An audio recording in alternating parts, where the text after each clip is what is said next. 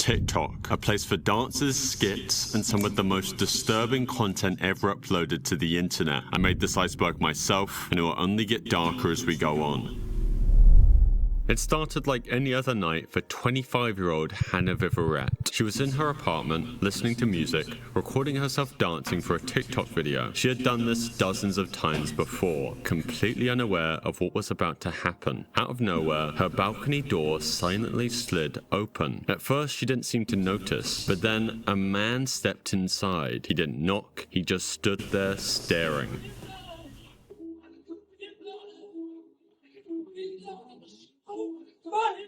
For real.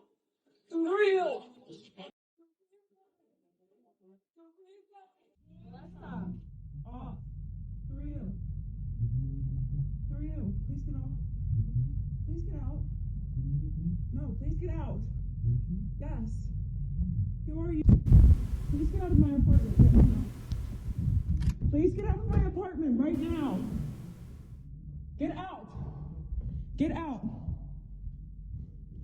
Hello?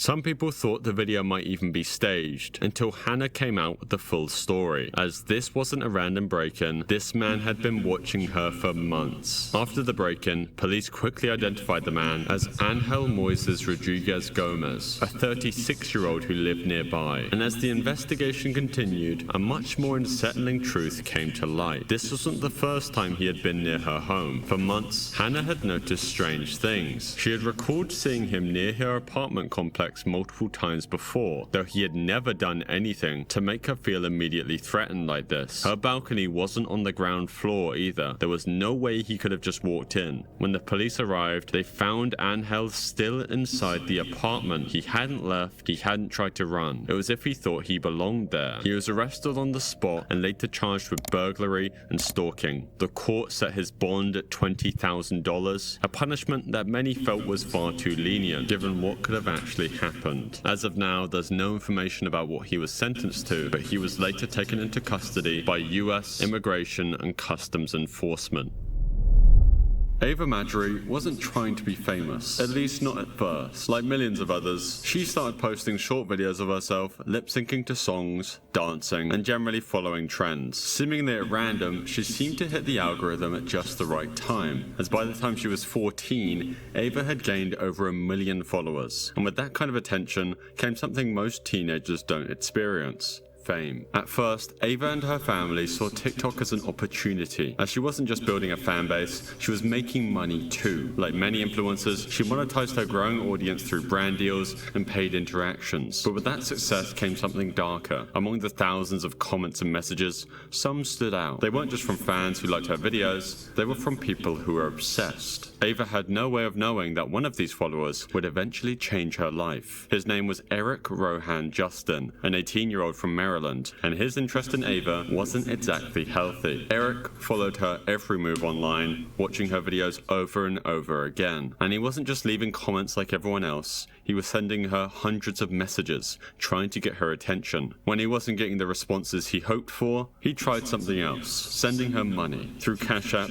Eric sent hundreds of dollars to Ava, hoping she'd acknowledge him. But Eric wasn't just tipping her for her content, he wanted more. At one point, he even asked Ava for personal photos, not just TikTok videos, but private pictures, just for him. And she and her parents agreed. For $300, Ava sold photos of herself smiling for the camera to Eric. But when Eric started asking for more explicit photos, that was when Ava finally blocked him. She figured that would be the end of it, though she was wrong. Instead of backing off, Eric became more desperate. Through rigorous searching and clues spread throughout her social media, Eric soon discovered where Ava lived. Then, on July 10th, 2021, Eric put a plan into motion. At 4:30 a.m., while Ava and her family were asleep, Eric showed up at their house, carrying a shotgun. Without warning, he fired a round through the door, shattering the early morning morning silence. The blast jolted Ava and her family awake. This was no longer just an online obsession, but Eric himself wasn't prepared for what would happen next. Ava's father, a retired police officer, grabbed his own gun and rushed towards the door. He saw Eric outside, still holding the shotgun, still trying to get inside. He knew his family was in danger, so he took action. Stepping outside, he fired his own weapon, striking Eric. The obsessed van collapsed onto the ground, and the threat was over. When police arrived at the scene, they found Eric lifeless outside the Majuri home, his shotgun still beside him. For Ava and her family, the reality of what just happened almost seemed impossible to process. A fan from TikTok had traveled hundreds of miles, stalked them, and tried to break in with a gun. If her father hadn't acted, what would have happened? But this wasn't the end of the ordeal. There was another twist. After the shooting, investigators searched Eric's phone and online activity, and what they found was deeply disturbing. He had been planning this for literal months. There were messages,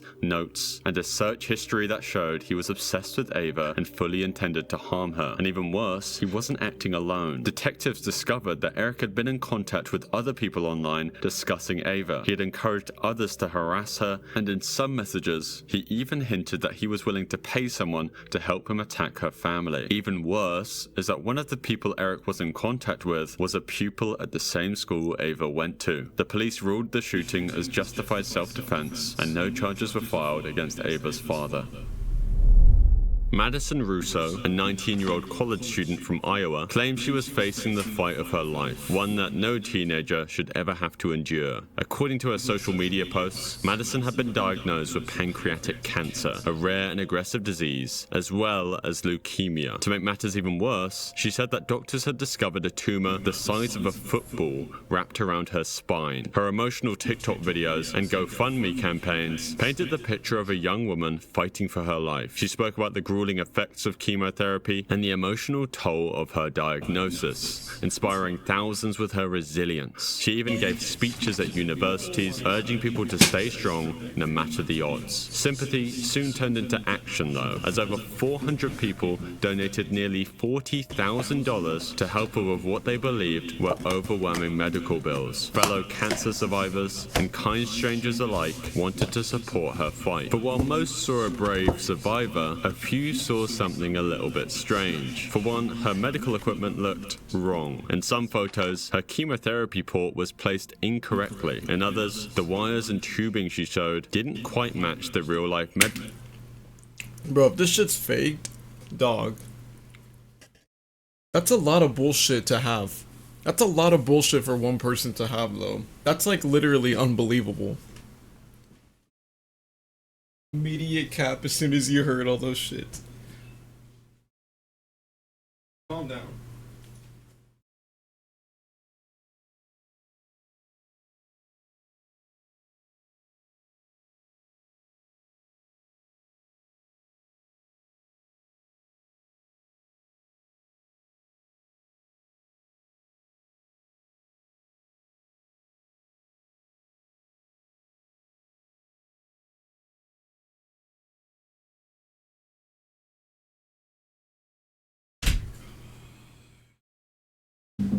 I just remembered I have to go to work early tomorrow.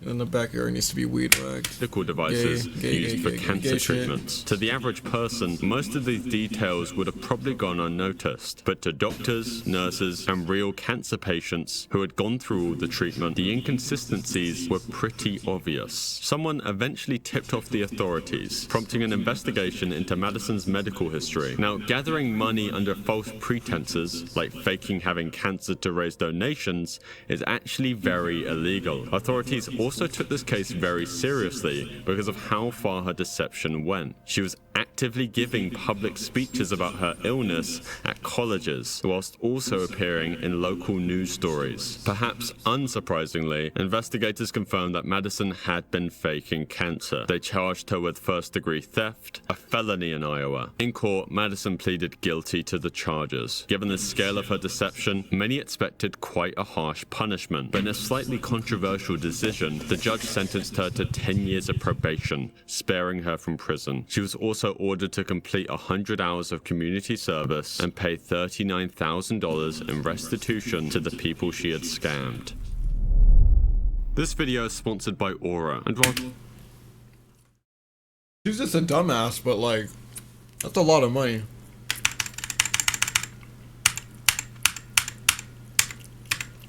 Now on level 2 of the iceberg. In late 2019, a new challenge started spreading. The setup was simple. 3 people stand side by side, all facing the camera. The 2 on the outside tell the person in the middle to jump as high as they can. But as soon as the middle person jumps, the 2 on the side sweep the middle person's legs out from under them, sending them crashing to the floor. Now at first, the challenge seemed funny. The video showed people laughing, rolling on the ground, and getting up as if nothing happened. But not everyone got up. Some landed face first, while others hit the ground with the back of their heads. Within weeks, hospitals started seeing cases of serious injuries. The challenge quickly became known as the Skull Breaker Challenge, a name that hinted at its horrifying consequences. It originated in Venezuela, where the first video surfaced online. In early 2020, 12-year-old Parker Smith in Alabama became one of the many victims of the Skull Breaker Challenge. When 2 of his classmates asked him to try it, he didn't see any reason not to. As soon as his feet left the ground, his so-called friends swept his legs out from under him, sending him crashing down, completely defenseless. He tried to brace himself with his arms, but the force of the fall was too much. He landed with full impact on his wrist, which bent unnaturally under his body weight. The pain was instant and unbearable. He couldn't move his hand, and as his teachers rushed to help, it became clear that something was seriously wrong. Doctors later confirmed that he would need surgery to repair the damage. Taylor Jean's... Yeah. I never even heard of that challenge. The hell? That's fucked up. What kind of fucked up challenge? That he would need surgery to repair the damage. Taylor Jean stupid. Strom was a young woman who had found her passion, motorbikes. On social media, Taylor shared her love for riding with thousands of followers. Her TikTok videos were filled with her going at high speeds, going on group rides, and scenic road trips. She often posted clips of herself weaving through traffic, and she made it look effortless. She wasn't reckless, at least not in her eyes. But motorbikes can be unpredictable. One wrong move, one small miscalculation, and everything can change in an instant. And as Taylor gained more attention online, she may have also started pushing the limits. As she wasn't riding just for herself anymore, she was riding for an audience. The evening of May 25th, 2022 probably felt like any other for Taylor Jean Strom. She, along with a group of other bikers, hit the road, engines roaring, as they merged onto Interstate 95. Riding in a pack was something Taylor loved. As I said, motorbikes are unpredictable, but going on a highway with one makes it even more dangerous, even for experienced riders. Somewhere near mile marker 296, something went wrong. No one knows for sure what caused it, as maybe it was a sudden stop, maybe another rider lost control, maybe a car merged too close, forcing the bikers to react. But whatever it was, it triggered a chain reaction. One moment the group was riding smoothly, but the next, tires screeched against the asphalt and bodies tumbled into the road. Taylor was among them. She was thrown from her bike, hitting the pavement hard. Before she had a chance to move, headlights flooded over her. A Chevy Silverado was coming fast, and the driver didn't have enough time to react. Within moments, the highway was filled with flashing lights. Police cars, ambulances, bystanders stopping in shock. But there was nothing they could do. Taylor was gone. The news spread quickly. In a matter of hours, her social media was flooded with messages of disbelief. Her followers, the people who had watched her ride with such confidence, were now seeing her name in headlines. But what made her death even more unsettling was something she posted just before the crash. A TikTok video that in hindsight felt almost like a warning. The video was simple. Taylor sitting on her motorbike with a mocking caption reading, "You're gonna get yourself killed on that." But no one could have predicted how disturbingly ironic those words would become. Chosen Terrell Hanna wasn't famous. He wasn't a viral star. He was just someone posting dance videos like millions of others on the app. But what made him different, what made him disturbing, wasn't his content itself. It was what his videos revealed without him even realizing it. While his few followers watched him dance, the police watched for something else. His clothing, his movements, and even small details in the background began to match a series of unsolved crimes. And with each new post, he had unknowingly built a case against himself, until the authorities had everything they needed. He wasn't caught by a police chase, forensic evidence, or an informant. He was caught because of his own TikTok videos. And when officers finally knocked on his door, he had no idea just how much he had already confessed. For weeks, detectives had been searching for a masked suspect responsible for a string of armed robberies. Surveillance footage had given them glimpses of the man, his build, his movements, and a few key details about what he was wearing, but his face was still hidden, and the investigation had stalled. They needed something more, something concrete to tie a name to the crimes. Then, in one of the strangest twists imaginable, they found exactly what they were looking for on TikTok. Scrolling through Chosen Terrell Hannah's account, investigators were stunned. The first thing that caught their attention was a pair of white Nike shoes with red accents. The suspect in the robbery footage had worn the exact same shoes. It could have been a coincidence, but then they noticed a black backpack with a floral pattern. That same bag had been used in the robberies, visible in the security footage. And then came the final, most damning detail: his hair. In one of the crimes, a glimpse of the pinkish purple hair peeked out from under the suspect's mask. It was unmistakable. Piece by piece, the police built their case, using every frame of his TikToks they could to add to the evidence they already had. The shoes, the backpack, the hair, it was all there, hiding in plain sight. And with every post, every dance, Chosen had unknowingly tightened the noose around himself. And soon, detectives had seen enough. They knew they had their suspect. All that was left was to bring him in. On February 23, 2022, FBI agents and local law enforcement surrounded Chosen's home in Redford Township, Michigan. The arrest was swift, calculated, and left no room for escape. Agents arrived at his residence with a warrant, prepared for any resistance, but there was none. When they moved in, Chosen surrendered without incident. He was charged with 4 armed robberies, each carrying serious penalties. Prosecutors laid out the timeline of his crimes. Between December 2021 and February 2022, he had allegedly robbed multiple businesses, including a 7-Eleven, a petrol station, and a Dollar Tree, always brandishing a gun and demanding money. His videos were played in court side by side with the robbery footage. Chosen pleaded guilty to all 4 armed robberies. By doing so, he avoided a drawn-out trial and risk of an even harsher sentencing. In federal court, he was sentenced to 7 years in prison. On a July afternoon in 2021, 17-year-old Bethany Martin and her 16-year-old friend were wandering their San Antonio neighborhood when they spotted something unusual near a drainage ditch. At first glance, what looked like just some discarded clothes actually turned out to be a human body. Most people would have reacted with shock or called for help, but Bethany and her friend did neither. Instead, they took their phones out and started filming. Rather than reporting the discovery, they recorded the body. But the worst part wasn't just the filming, it was what they did next. As the cameras rolled, Bethany's friend leaned down and removed a necklace from the dead man's neck. At first, most people thought it was fake, but as viewers recognized the location and connected it to a real news report of a recently deceased man, the truth was slowly revealed. Then, someone sent the video to the police. At that point, the girls had already deleted the TikTok post, but it was far too late. Screenshots and copies had already spread, and authorities traced the account back to Bethany Martin. She admitted to finding the body and taking the necklace, claiming they later discarded it in a drainage area. Bethany was arrested and charged with theft from a human corpse, a Class A misdemeanor in Texas. Her 16-year-old friend, whose name was withheld due to her age, faced charges through the juvenile system. There's no information about what the two actually got sent to. Misdemeanor. Bethany was arrested the body and taking the necklace from a human corpse, a Class A. Okay, that's a thing?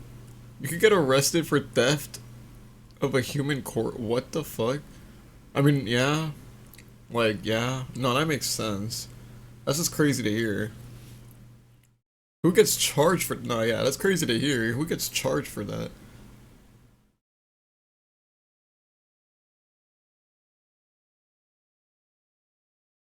Damn, that's fucked up. This is a dumbass decision. Misdemeanor in Texas. Her 16-year-old friend, whose name was withheld due to her age, faced charges through the juvenile system. There's no information about what the two actually got sentenced to, but Bethany was released on bond for $2,000. At just 18 years old, Cara Santarelli was finishing up her senior year at Northview High School in Florida. Like most teenagers, she used TikTok to share fun moments and connect with friends. Her videos often featured trending sounds or random clips of her daily life. But one post in particular would take on a very chilling meaning just days later. In the short clip, Cara sat in her car, recording herself with a relaxed and confident expression. The caption read, "When they tried to call me a bad driver, but I've never hit a person or an actual car." It was obviously a simple, playful post, something that you'd probably forget almost instantly. She wasn't bragging or trying to be reckless. It was just a lighthearted response to the idea that she wasn't the best driver. It was a quiet Friday morning, just like any other. Cara was driving down US Highway 29, a familiar road that stretched through Florida. It was early, the sun barely rising, casting a glow over the empty highway. But Cara had no idea that someone else was on that road, someone driving the wrong way. A Chevrolet sedan was barreling towards her at full speed, heading straight into her lane. The driver, for unknown reasons, wasn't stopping. There were no signs of slowing down, no attempt to swerve. The two cars were on a collision course, and in an instant, there was no way to avoid what came next. The two vehicles crashed head-on with an incredible force, crumpling metal, shattering glass, and sending debris flying in every direction. The sheer violence of the crash left no room for survival. By the time emergency responders arrived, the damage had already been done. Both Cara and the other driver were killed on impact. As the details of the crash spread, so did the eerie realization, as just days before, Cara had posted that joke video about never being in an accident. Now her life had ended in one. The irony was too painful to comprehend. We're now on level 3 of the Iceberg. The Randonautica app works by generating random GPS coordinates near your location and then guiding you to places you might have never gone otherwise. But before it gives you a destination, it asks you to set an intention. You're supposed to focus on something specific, an idea, an object, or even a feeling. The app then claims... What? We're now on level 3 of the Iceberg. What? The Randonautica app works by generating random GPS coordinates near your location and then guiding you to places you might have never gone otherwise. But before it gives you a destination, it asks you to set an intention. You're supposed to focus on something specific, an idea, an object, or even a feeling. The app then claims it will lead you to a location that somehow relates to that thought. If you think of happiness, you'd think it would take you to a park where kids are playing or something. If you focus on sadness, you could end up near an abandoned house. Randonautica was released in early 2020, right when much of the world was already locked down. People were stuck at home, desperate for something new to do, and the app seemed like the perfect way to break the monotony. Almost overnight, it became a sensation. TikTok and YouTube were flooded with videos of people using the app and stumbling across all sorts of strange things. At first, these stories only added to the app's mystique. It was fun, unpredictable, and just eerie enough to make people wonder if there was something more to it. But then something happened that would change everything. A group of teenagers in Seattle decided to try Randonautica for themselves. They set their intention and followed the coordinates Randonautica provided. The location led them to a rocky shoreline near Duwamish Head in West Seattle. It seemed like just another random spot, but as they looked around, something unusual caught their attention. Near the water's edge, half buried in the rocks, was a black suitcase. At first they thought it was just another piece of rubbish, maybe something washed up by the tide, but as they got closer, they noticed a terrible smell. A few of them hesitated, sensing something was off, but the curiosity got the best of them. One of the teens took out their phone and started recording as another cautiously unzipped the suitcase. Inside, they saw plastic garbage bags, tightly wrapped and stuffed into the case. The smell was overwhelming. Something was very wrong. Then the video cuts to them calling the police. They had no idea what they just stumbled upon, but they knew one thing for certain. They weren't sticking around to find out. And what happened next confirmed their worst fears. When the authorities arrived and opened the suitcase, they found human remains inside the plastic bags. Not long after, another set of remains was found in the water nearby. The scene quickly became a major crime investigation, and the TikTok video that captured the discovery started to spread rapidly. Literally millions of people watched, horrified. Speculation, of course, took over the internet, as some people believe Randonautica had somehow led the teens purposely to the body. Others dismissed it as a tragic coincidence, as after all, the app was designed to generate random locations, nothing more. Seattle police immediately took over the area, treating it as an active investigation. The black suitcase was carefully collected, and the forensic teams arrived to examine the remains. Not long after, a second bag containing additional human remains was discovered floating nearby in the water. What had once been a little exciting adventure for a group of teens had now become evidence in what was clearly a brutal and violent crime. The bodies were sent for autopsy, and within days, authorities confirmed what many had feared. The remains belonged to two people, a man and a woman. Their names were soon released to the public: Jessica Lewis, aged 35, and Austin Wenner, aged 27. They weren't just two random victims, they were a couple, and their deaths had been far from accidental. Both had been shot multiple times before their bodies were discovered in the bags. The details of the case are horrifying. Jessica and Austin had been reported missing for weeks before their remains were discovered. Family and friends had been searching for them, unaware that their bodies were just sitting off the coast. But even as the public learned their names, one question remained unanswered. Who had done this to them? The case had quickly become a top priority for law enforcement. Investigators retraced Jessica and Austin's last movements, looking for clues about where they had been before they had lost their lives. It didn't take long before they found their first major lead. Jessica and Austin had been renting a room in a house owned by a 62-year-old Michael Lee Dudley, located just outside of Seattle. The home, at first glance, seemed unremarkable. A modest suburban house, nothing out of the ordinary. But as the police dug deeper, they started to realize that Dudley wasn't just an average landlord. He was the last person to see them alive. Inside the house, police found something even more terrifying. Bullet holes in the walls and floors, along with very suspicious red stains that had been poorly cleaned. The evidence was overwhelming. This obviously wasn't just a missing persons case anymore. This was a murder. Authorities wasted no time arresting Dudley, and when questioned, he claimed that Jessica and Austin had become too much for him to handle. He had been trying to evict them, and the tensions had been rising in the weeks leading up to their deaths. But his attempts to justify himself didn't change the facts. Two people had been brutally executed, their bodies discarded and dumped into the water. And now, thanks to a strange phone app and teenagers recording TikTok videos, Michael Dudley was behind bars.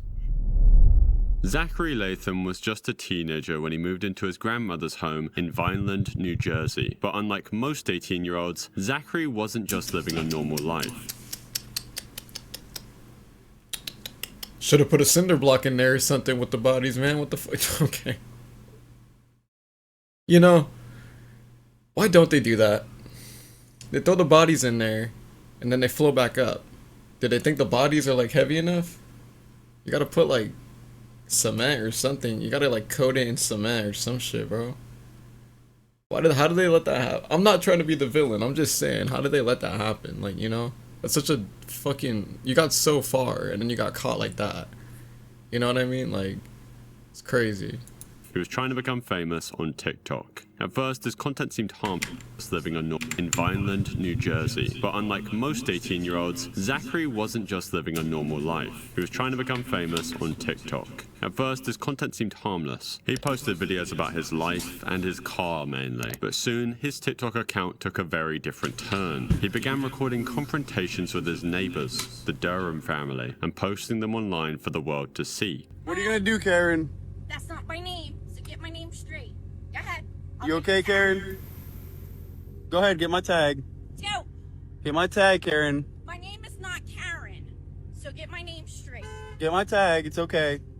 The Durhams had been growing frustrated with Zachary's behavior. He had a habit of speeding recklessly through the residential streets, ignoring the safety of the people around him. When the Durhams, especially William Durham Sr., a corrections officer, tried to call him out on it, Zachary didn't just ignore them, he made them his content. In one video, Zachary filmed himself arguing with Catherine Durham, William Sr.'s wife, calling her a Karen and laughing at her anger. And the video blew up, drawing in thousands of comments. Some people cheered him on, while others questioned why he was provoking her in the first place. But Zachary didn't stop. If anything, the attention fueled him. He made more videos, more confrontations. He even started tagging his posts with "Road to Fame," as if this wasn't an actual dispute, but a storyline in a series he was creating, and it was working. To his followers, it was entertainment. To the Durhams, it was harassment. Then, on May 4th, everything came to a head. According to reports, the confrontation began when Catherine, William Sr., and their sons, William and Jonathan, decided to confront Zachary about his behavior. The Durham parents believed that Zachary had purposely swerved his truck towards their sons whilst they were out on their bikes, and after months of tension, they were no longer willing to let it slide. You can't do that. No, you can't do that. No, you can't do that. That's fucked up. That's fucked up. What are you, drunk driving? Like, that's fucked up. Bikes, and after months of tension, they were no longer willing to let it slide. You're 18, come on! Get out of his Get out of my face! Get out of his face. No. Get out of my face. Get out of his face. Oh, did you hit me? Did you hit me? Ah! You're a little bigger, right? Zachary drove home, armed himself with a stun gun and knife, and waited. They followed him there, and that's where the situation turned violent. Outside his home, a physical fight broke out between Zachary and the Durhams. At some point, Zachary pulled out his knife, and in the struggle, he would strike William Sr. with the knife multiple times in the torso and arm, and his injuries were severe, and despite efforts to save him, the 51-year-old father would die shortly after. The entire confrontation was chaotic. When the police arrived, they took both sides into custody. Zachary claimed that he had acted in self-defense, arguing that the Durhams had come to his home intending to attack him, whereas the Durhams say that Zachary had lured them to his house, armed and ready, with the intention of creating a violent altercation. Prosecutors initially charged Zachary with manslaughter instead of murder, suggesting that they didn't believe it was entirely premeditated. In April of 2023, a jury found Latham not guilty, accepting his claim of self-defense during the confrontation. Yeah, you know what? He's right. I hate to say it. I don't even hate to say it. He's right. He's right. Dude, that's fucking sad, though. Jeez, bruh. See, that's like Daisy trolling me so much that it gets to my head, and then I try to kill him, and then I get killed. Like, damn, you took the L. They took an L.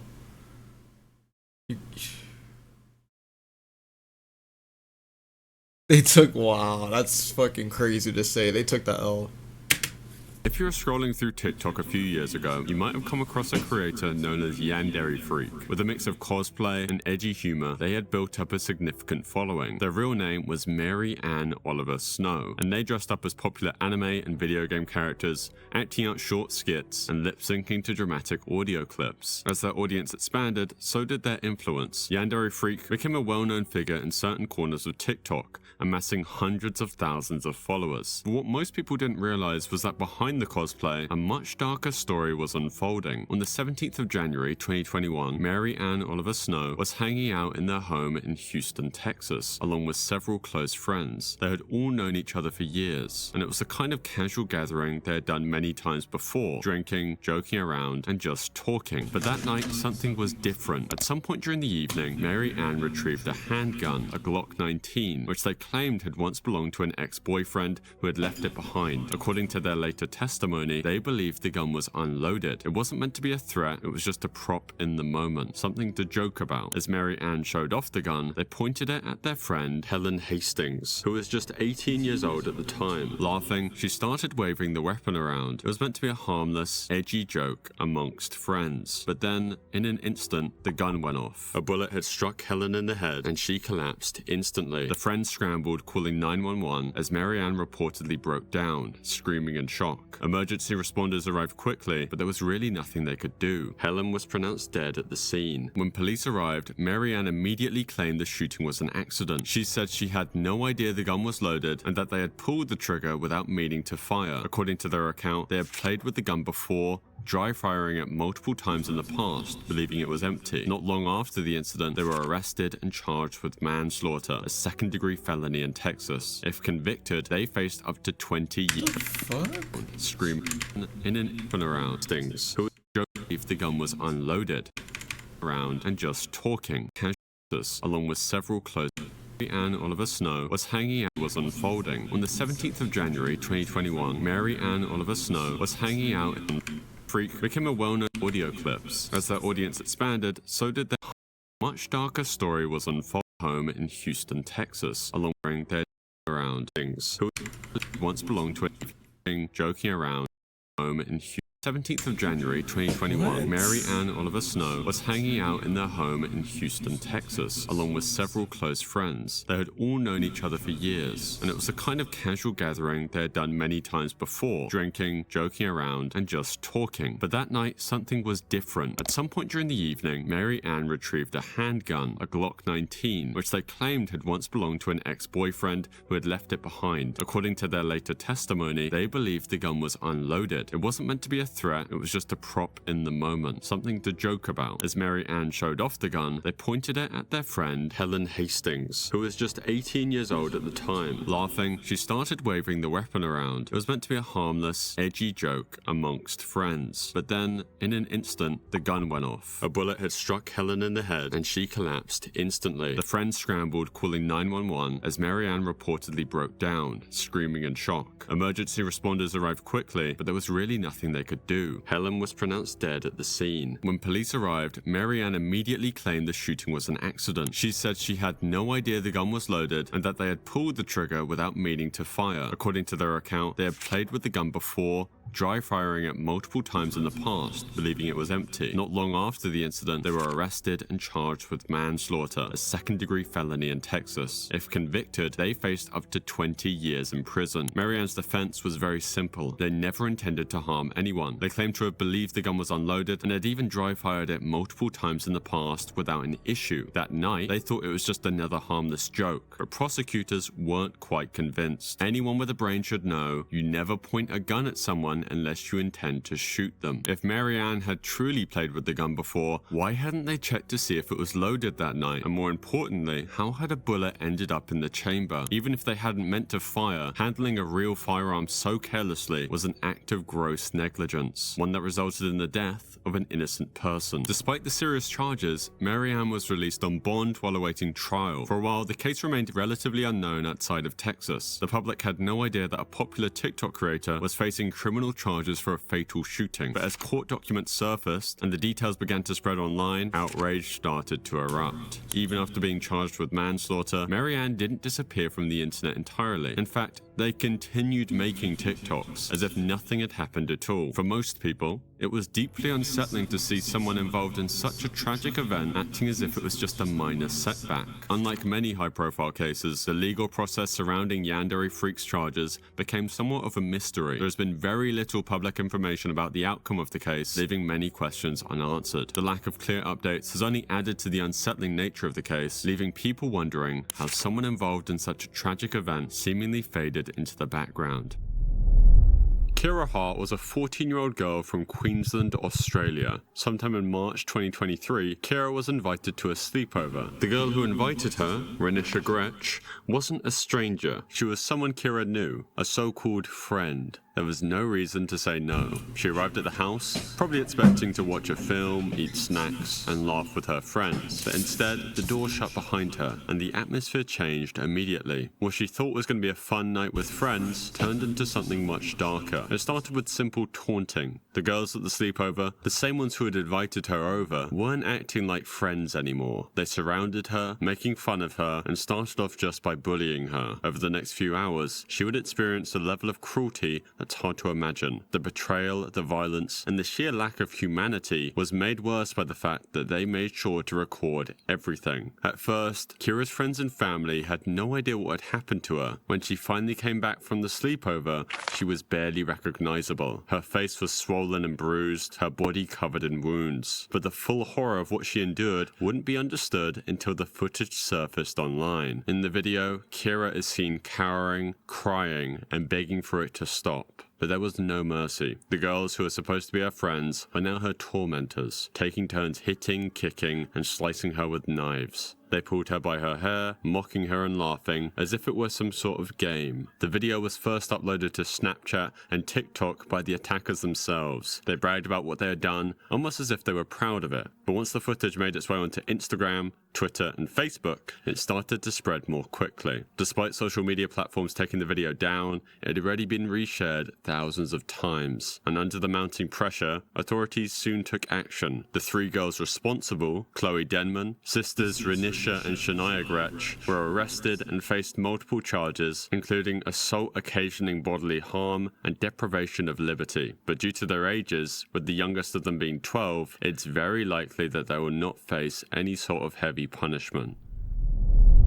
We're now on level 4 of the iceberg. Dino and Zara were one of those couples. Their videos, pranks, challenges, and everyday moments built a loyal audience, with fans calling them relationship goals. But social media often hides reality. On July 4th, 2024, something went terribly wrong. An argument broke out between Dino and Zara, the details of which are still unclear, but it quickly escalated into something far more dangerous than anyone could have expected. In a moment of rage, Dino allegedly pulled out a weapon, aimed it at Zara's face, and fired it. Neighbors and emergency responders rushed to the scene, finding Zara in critical condition. She was immediately transported to the hospital, where doctors worked desperately to save her life. Miraculously, she survived the shooting, but the injuries she suffered were severe. While Zara was in a hospital bed fighting to recover from her injuries, Dino was facing the full force of the law. Authorities arrested him in connection with the shooting, and he was booked into jail. Reports from the Flower Mound Police Department confirmed the details of the incident, and soon, mugshots of the once popular TikToker were circulating on the platform. And even after everything, they're back together. Recent posts show them side by side, acting like nothing ever happened. Dino was only sentenced to 10 years of probation, as his defense argued that it was purely accidental. Though that still doesn't explain the argument why Dino would retrieve a gun and then point it at the woman he's meant to love most. That's Tarion crazy. Ishmael Thomas, better known as Mr. Prada, had over 4 million followers on TikTok. Thomas built an audience through comedy skits that often covered very mundane topics like dating, family, and school life, with his expressive delivery making him a favorite for TikTok's For You page. But soon, his name would make headlines for something far darker. On the morning of September 29th, 2024, Louisiana authorities received a call that would set off a shocking investigation. A body had been found, dumped on the side of the road in St. John the Baptist Parish, a quiet area just outside New Orleans. The victim was wrapped in a blue tarp, his body discarded as if someone had wanted to make him disappear. When the police arrived, they uncovered a brutal crime scene. The victim was 69-year-old William Abraham, a therapist and former Catholic priest from the area. He had been beaten to death, suffering from severe head trauma that suggested a violent struggle. There were no signs of a robbery though. His wallet and belongings were still intact. Whoever had done this wasn't after money. At first, the investigators struggled to understand who could have wanted Abraham dead. By all accounts, he was a respected member of the community, known for helping people through their struggles. But as detectives dug deeper, a trail of evidence would lead them to a suspect no one expected: TikTok star Mr. Prada. Surveillance footage from the night before the discovery held a crucial clue. Cameras had captured Abraham walking into an apartment, but he would never come back out. That apartment belonged to Tarion Ishmael Thomas, Mr. Prada himself. Clue. Cameras had captured Abraham walking into an apartment, but he would never come back out. That apartment belonged to Tarion Ishmael Thomas, Mr. Prada himself. More disturbing details quickly emerged. Witnesses reported seeing Thomas dragging a large blue tarp to a car, struggling under the weight of whatever was inside. When police found Abraham's vehicle abandoned later that day, they made another discovery. Mr. Prada had been the one driving it. With the evidence stacking up, one thing was clear. This wasn't just a random attack, but what had really happened inside that apartment? And what connection did a 69-year-old therapist have to a 20-year-old TikTok star? Those answers would only lead to more unsettling questions. Detectives quickly confirmed something unsettling. Thomas had never been a client of Abraham's. This ruled out any standard therapist-patient relationship, leaving authorities searching for another connection. If their meeting wasn't professional, then what had brought them together that night? With mounting evidence, police issued a warrant for Thomas's arrest. But by the time law enforcement was ready to move in, he was already on the run. His escape didn't last long though. On the 1st of October 2024, just 2 days after Abraham's body would be found, authorities tracked him to Dallas, Texas, nearly 500 miles away from the crime scene. Police moved in quickly and Thomas was taken into custody without incident. At the time of his arrest, Thomas refused to explain what had happened that night. He didn't fight back, but he also didn't offer answers. What had led to such a brutal killing, and why had he tried so desperately to cover his tracks? Well, we might not ever find out. As of today, Mr. Prada has remained silent, and the authorities investigating the case have yet to reveal any information. Jinkid's real name is Ali Nassar Abulaban, and he was known for his TikToks that you may have actually seen before, where he pretended to be an NPC from the game Skyrim. You try mercenary work? Might suit you. Through these TikToks, he gained around 945,000 followers before his account would be terminated. Outside of his skits, he was just a normal guy. At least that's what it seemed like. He was married to Anna Abulaban, and together they lived in San Diego, California. From the outside, they looked like a normal couple, as Anna would occasionally appear in some of his TikToks. But as much as he gained online, his personal life was spiraling. His mental state was becoming unstable, and his relationship with Anna was suffering because of it. In October of 2021, she told Ali it was over. She wanted a divorce. For Ali, that wasn't an option. Instead of accepting the breakup, he spiraled. He refused to believe it was real. He became obsessed with Anna's every move. He stalked her, tracked her, and listened in on her private conversations. As without her knowing, he installed a hidden tracking device on her iPad. Through it, he could hear everything she said, every conversation, every plan she made, and every person she talked to. It was all being monitored, and in Ali's mind, he was building a case against her, convincing himself that she was betraying him. As the days passed, his paranoia deepened, that he wasn't just hurt, he was furious. He felt abandoned, humiliated, and powerless. And that's when his obsession took its darkest turn. On October 21st, 2021, Ali was listening in on Anna once again. This time, what he heard shattered whatever was left of his sanity. Another man was with her in her apartment. In that moment, something inside Ali snapped. He muttered to himself, "I caught her. I finally caught her," several times. He wasn't thinking anymore, he was purely acting. Fueled by his rage and jealousy, he grabbed his gun and made a decision that would destroy everything. And then just hours later, tragedy struck. Ali stormed into the Spire San Diego luxury apartments, riding up the elevator to the 35th floor, where Anna lived. When he reached the door, he didn't hesitate. He forced his way inside. Inside the apartment, Anna was with 29-year-old Rayburn Barron. He wasn't a stranger. He was someone Anna had known for years. But in Ali's mind, he was the enemy, the man who had stolen his wife. Without words, Ali pulled out his gun and opened fire. The first shot hit Rayburn, ending his life instantly. Anna screamed, but there was nowhere she could run. In the next moment, Ali turned the gun on her and ended her life. It was over in mere seconds. He had taken the lives of the woman he once loved and the man he believed had taken her from him. Ali then got in his car and started driving. Then he made a phone call to his mother. In a matter-of-fact tone, he simply told her, I just want to burn. By now, Anna's neighbors had already called 911, and it didn't take long for the police to piece together what had happened and put out an alert. Ali was on the move, and officers were closing in, though he wouldn't make it far. Not long after leaving the apartment, police caught up with him on Interstate 805. His car was pulled over, and officers surrounded him. He didn't fight, and he didn't try to escape. Ali was taken into custody without resistance, the gun still in his vehicle. By the time the news broke, the internet was in shock. The same man who had once made people laugh with his funny videos had now become the face of a brutal double murder. But the deepest impact was felt by the person who had no way of understanding what had happened: Ali and Anna's 5-year-old daughter. In an instant, her mother was gone. She would grow up not just without Anna, but with the horrifying reality that her father, the man who was supposed to love and protect her, was the one responsible for taking her away. There was no way to explain to a child why her world had been shattered. In the months that followed, Ali Abulaban sat in a courtroom, no longer an internet personality, but a man on trial for a double murder. He pleaded not guilty, insisting that he had acted in a moment of uncontrollable rage. But the evidence obviously told a very different story. In May of 2024, a jury found him guilty of both counts of first-degree murder. Then, in September of 2024, he was sentenced to 2 consecutive life sentences without the possibility of parole.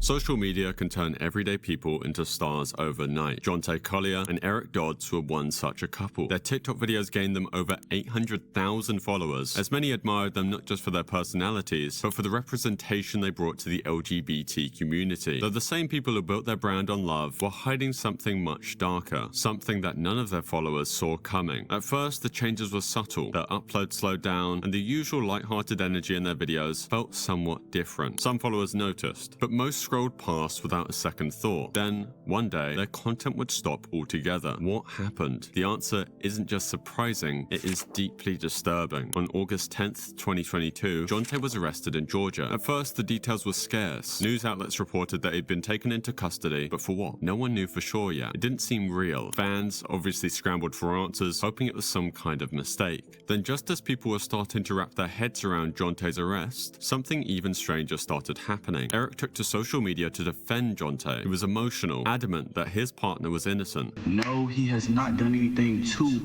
no one. Y'all know John will not harm a soul. He's the most free-spirited, caring person that I know.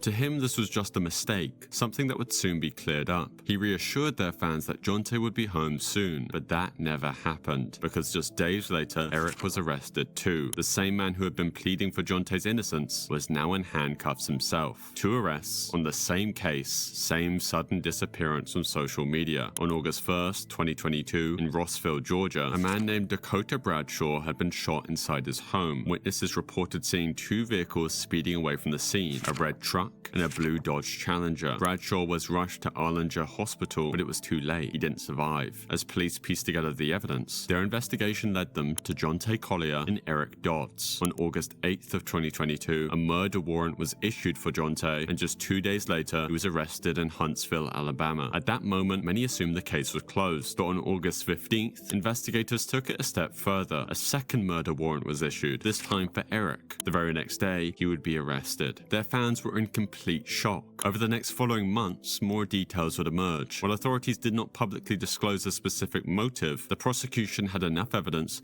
to charge both men with felony murder. Even after the convictions, many questions remained unanswered. What exactly happened between Dakota Bradshaw and the 2 TikTokers before the shooting? And what was the motive? Authorities never publicly confirmed these details, leaving room for continued speculation. But one fact remained clear. Now, with both men sentenced to life in prison, their time in the spotlight had come to a permanent end. By May of 2023, after standing trial, both Collier and Dodds were found guilty of felony murder. They were both sentenced to life in prison. The TikTok couple, who had once been known for their playful videos and seemingly perfect relationship, would now spend the rest of their lives behind bars. We're now on level 5 of the iceberg. Louise Cam was a successful businesswoman living in Hertfordshire in England. At 71 years old, she had built a comfortable life managing rental properties, including a £1.3 million house in Barnet and a shop with 3 flats in Willesden. That's when she met Kusai Al-Jundi, a 25-year-old chef who worked in a restaurant in Willesden. He was charming, confident, and always had a way with words. He talked about his wealth, his powerful connections, and how he could make things things happen. It wasn't before long he introduced Louise to a new business proposal, one that seemed too good to pass up. Kasai claimed to have a wealthy girlfriend named Anna, who was eager to invest in property. According to him, she was ready to buy both of Louise's properties for £4.6 million, offering a fast, off-the-books deal that would benefit everyone involved. Louise had been considering selling, and if Kasai was telling the truth, this would be an easy and profitable transaction. But she wasn't dealing with an ordinary buyer. Unbeknownst to her, Kasai was not the businessman he claimed to be. He had no money, no high-profile connections, and no intention of following through on the deal. Behind the scenes, something much darker was taking shape. To make his plan work, Kasai brought in Mohammed El Aboud, a 28-year-old delivery driver. As a man in a difficult financial situation, Mohammed was willing to do whatever it took to help his friend secure the deal. Together, they made sure everything was in its place. On July 26, 2021, Louise was invited to Kasai's home in Barnet, where she expected to finalize the property transfer. She had no reason to suspect anything was wrong, though once she arrived, at some point during the visit, Mohammed launched a violent attack. He strangled Louise with a hairdryer cord in a cold-blooded act. With Louise dead, Kasai and Mohammed now had a major problem. The plan had always been to take her properties, but now they had a body to hide. Their solution was equally as disturbing. They stuffed Louise into a wheelie bin right there at the property. Instead of disposing of it immediately, they left her there, hidden from view, as they put the rest of their scheme into motion. Over the next 48 hours, Kasai attempted to fake Louise's presence. Using her phone, he sent text messages to her friends, family, and business contacts, pretending she was still alive. He told her sons that she had gone away with her friend and wouldn't be available for a while. But deception can only go so far. Louise's family and friends immediately grew suspicious. The messages just didn't sound like her, and the way they were written felt off. They were too vague and too unlike the direct and business-minded woman they knew. Meanwhile, Kasai and Mohammed weren't acting like men trying to cover up a crime. In fact, they were celebrating. Rather than lying low, Mohammed filmed himself dancing with his girlfriend in one of Louise's properties and posted the video to TikTok. He had literally just committed a murder, and now he was smiling for the camera. In another clip, he shows off his brand new car, which of course also belonged to Louise. Mohammed was playing the role of a wealthy, carefree young man, pretending he had come into money through legitimate means. In reality, he was flaunting items he didn't have and living on borrowed time. Kasai, meanwhile, was busy trying to secure his prize. Earlier that month, he had convinced Louise to sign a lasting power of attorney document, which basically gives him control over her financial affairs. He also obtained signed property transfer forms, which would allow him to take ownership of her properties without paying a single penny. In Kasai's mind, everything was set, and with her now out the way as they planned, he wasted no time to sell her properties. He contacted an associate, claiming that Louise had already handed them over to him, and began looking for buyers. He thought he had pulled off the perfect crime, but the cracks were already forming in his grand plan. Louise's family was asking too many questions. Her properties were also still legally tied to her name, and the videos that Mohammed was taking in her properties was about to bring everything crashing down. On July 28, 2021, 2 days after Louise was last seen, her family had reported her missing. The police immediately launched an investigation, retracing her last known movements. It didn't take long for them to zero in on the people she had last been in contact with, Mohammed and Kasai. When questioned by the authorities, Kasai tried to maintain his facade. He repeated the story he had been pushing through the text messages, that Louise had gone away on a trip and that he had nothing to do with her disappearance. But detectives simply weren't buying it. By this point, the reckless social media activity, particularly the TikTok videos, had raised suspicions. As the pressure mounted, the truth unraveled. Just days after her disappearance, police discovered Louise Cam's body. She was found stuffed inside that same wheelie bin, though she had been moved to Wood End Road in Harrow, where it was concealed under garden waste. Mohammed El Aboud and Kasai Al Jundi were arrested and charged with Louise's murder. In 2022, the pair were each sentenced to life in prison with a minimum term of 35 years. In the quiet suburbs of Las Vegas, 16-year-old Sierra Halseth and 18-year-old Aaron Guerrero thought they had found something special, something no one else could understand. They were young, in love, and inseparable. But their love had one major problem: Sierra's father, Daniel Halseth. Daniel didn't approve of Aaron in the slightest. He saw the relationship as reckless and dangerous. Maybe he thought Sierra was too young to be so deeply involved with someone older. Whatever his reasons, he made one thing very clear: Sierra was forbidden from seeing Aaron. For most teenagers, a breakup like this would be heartbreaking but temporary. Parents set rules, and kids eventually move on. But Sierra and Aaron weren't like most teenagers. Behind closed doors and over text messages, the two teens started discussing something unthinkable. What if Daniel wasn't around anymore? What if they didn't have to hide, lie, or sneak around? What if they could just make him disappear? It might have started like a fantasy, an angry thought said aloud, but as the days passed, the idea stopped. Set rules, teenagers, reasons. He made thought Sierra was Aaron in the slightest. He saw the Sierra's father, Daniel, in love, and he had found something special, something no one else could understand. They were young, in love, thought they had found something. 16-year-old, 5 years. In the quiet suburbs of Las Vegas, 16-year-old Sierra Halseth and 18-year-old Aaron Guerrero thought they had found something special, something no one else could understand. They were young, in love, and inseparable. But their love had one major problem: Sierra's father, Daniel Halseth. Daniel didn't approve of Aaron in the slightest. He saw the relationship as reckless and dangerous. Maybe he thought Sierra was too young to be so deeply involved with someone older. Whatever his reasons, he made one thing very clear: Sierra was forbidden from seeing Aaron. For most teenagers, a breakup like this would be heartbreaking but temporary. Parents set rules, and kids eventually move on. But Sierra and Aaron weren't like most teenagers. Behind closed doors and over text messages, the two teens started discussing something unthinkable. What if Daniel wasn't around anymore? What if they didn't have to hide, lie, or sneak around? What if they could just make him disappear? It might have started like a fantasy, an angry thought said aloud, but as the days passed, the idea stopped sounding impossible. It started sounding like a real plan. And unlike the way most people fantasize about extreme ideas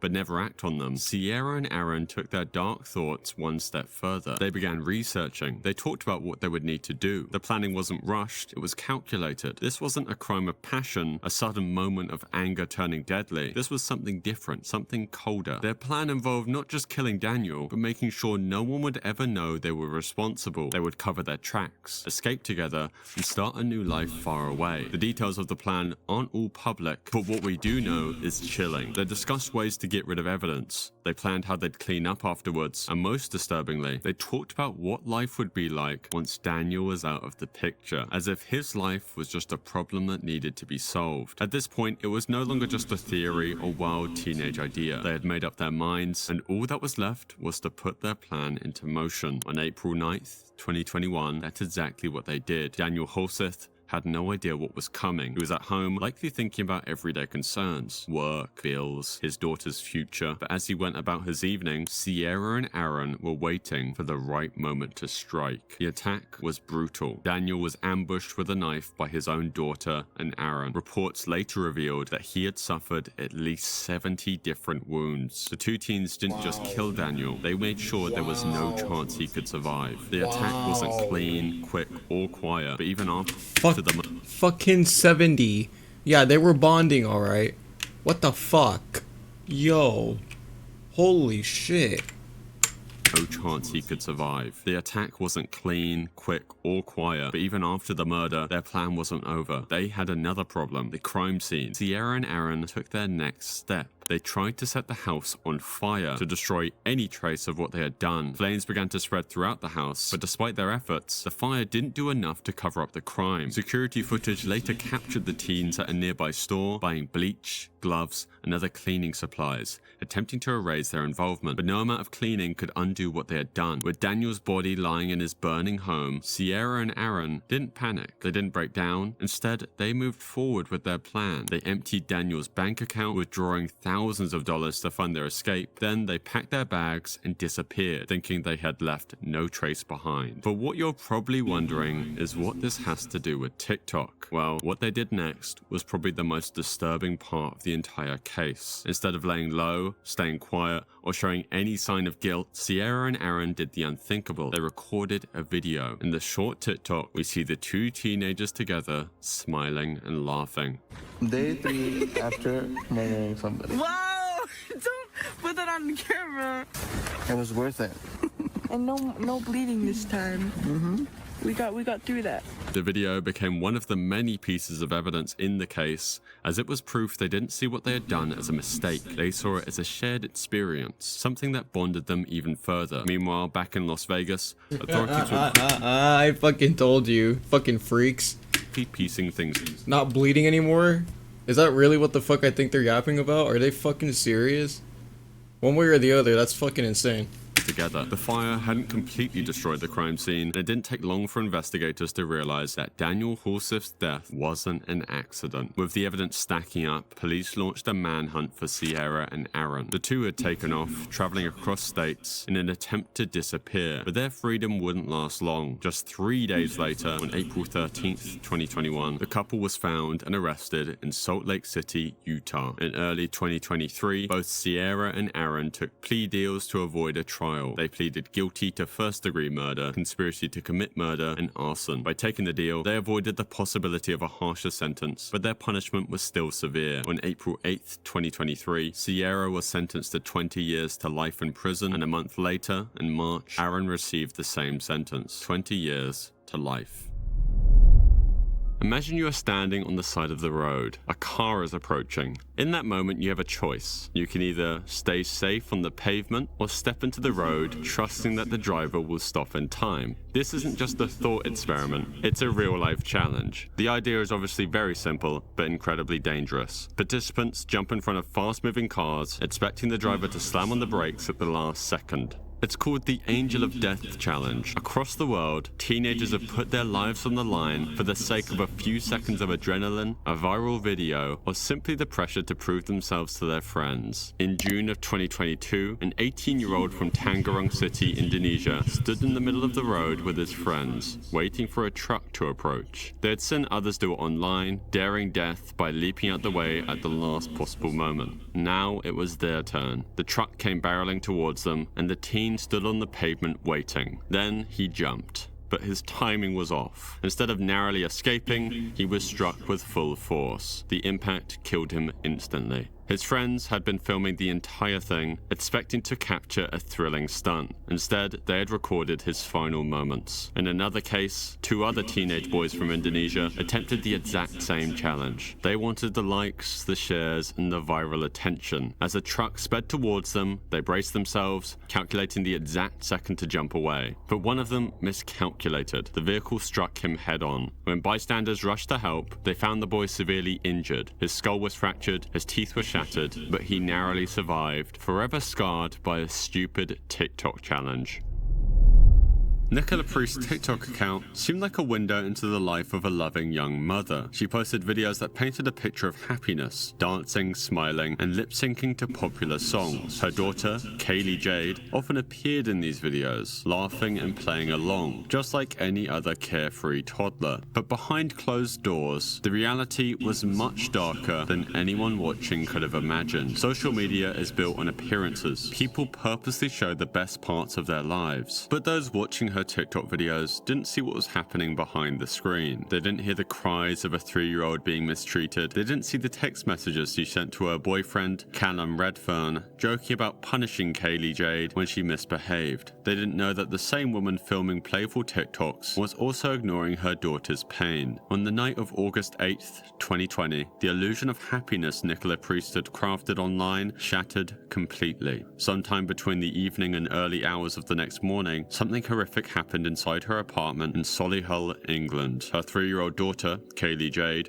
suffered fatal injuries. Injuries so severe that experts later compared them to those of a child in a high-speed car crash. At 11:17 a.m. the next day, Nicola dialed 999. Her voice was panicked. out, as she told the operator that her daughter wasn't breathing. Paramedics arrived at the flat within minutes, but it was already too late. Kaylee Jade's body was lifeless, showing clear signs of a brutal attack.